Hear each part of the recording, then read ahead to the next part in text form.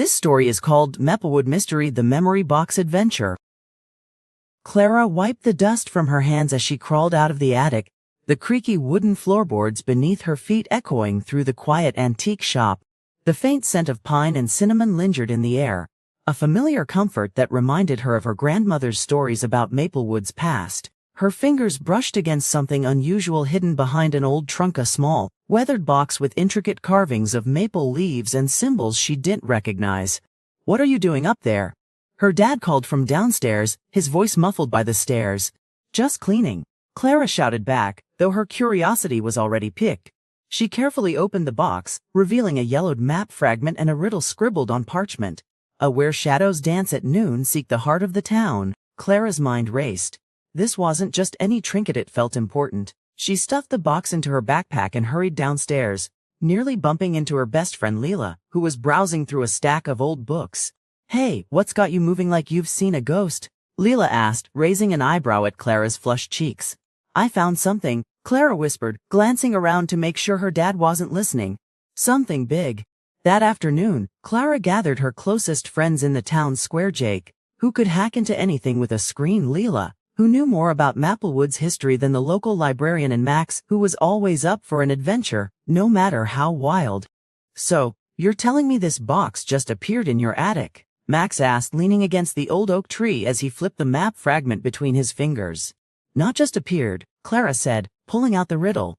"It was hidden, and I think it's connected to something bigger." Lila's eyes lit up as she took the parchment from Clara. "This symbol here, it's the mark of the Founders Guild. They were the ones who built Maplewood back in the 1800s. And this riddle?" Jake asked, squinting at the words. "Sounds like a treasure hunt." "Treasure," Max smirked. "Count me in." Within days, the group discovered more memory boxes hidden across town, inside the hollow of an ancient tree, beneath the floorboards of the old theater, and even tucked behind a waterfall at the edge of Maplewood Lake. Each box held a new clue, a piece of the puzzle that hinted at a treasure tied to the town's history. But they weren't alone in the hunt. One night, as they pieced together the fragments in Clara's garage, Jake noticed something odd. "Guys, look at this," he said, his phone glowing with a security feed from the antique shop. A shadowy figure had been caught on camera, lingering around the store after hours. "Great," Max muttered. "Now we've got competition." Clara's grip tightened on the latest clue, her heart pounding. This wasn't just a game anymore, it was a race against time, and she was determined to uncover Maplewood's secrets before anyone else could. The moon cast an eerie glow over the abandoned lighthouse, its towering structure a silhouette against the dark sky. Clara stood at the edge of the crumbling steps, her heart pounding as the group hesitated behind her. "Are we sure this is it?" Max whispered, his voice barely audible over the wind howling around them. Clara nodded, clutching the final clue tightly in her hand. The riddle said, "Where shadows dance at noon." This lighthouse aligns perfectly with the sun at midday. Lila adjusted her backpack, which held all the memory boxes they'd collected so far. "But what if we're wrong?" "Can't turn back now," Clara said firmly, though a knot of doubt tightened in her stomach.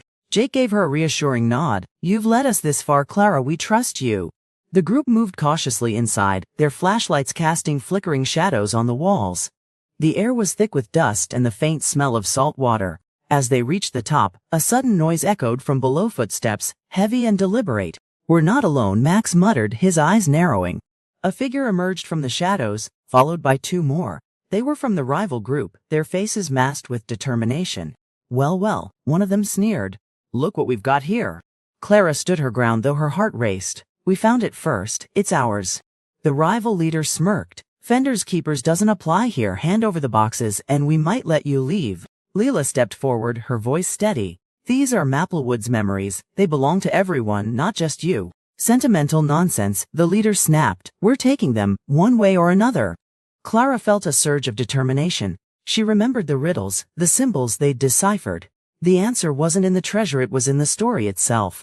"You'll never figure it out," Clara said, her voice steady. "Because you don't understand what you're looking for." The leader took a step closer, but Clara didn't flinch. She pulled out the final clue and read it aloud. "Where shadows dance at noon, seek the heart of the town." "This isn't just about a treasure, it's about preserving our history," she continued. "And I'm not going to let you destroy that." The rivals exchanged glances, uncertainty flickering in their eyes. Clara seized the moment. The final box is hidden where only someone who truly cares about Maplewood would think to look. She turned and ran, her friends close behind, as the rivals shouted in frustration. The group reached a hidden compartment beneath the lighthouse where the final memory box awaited.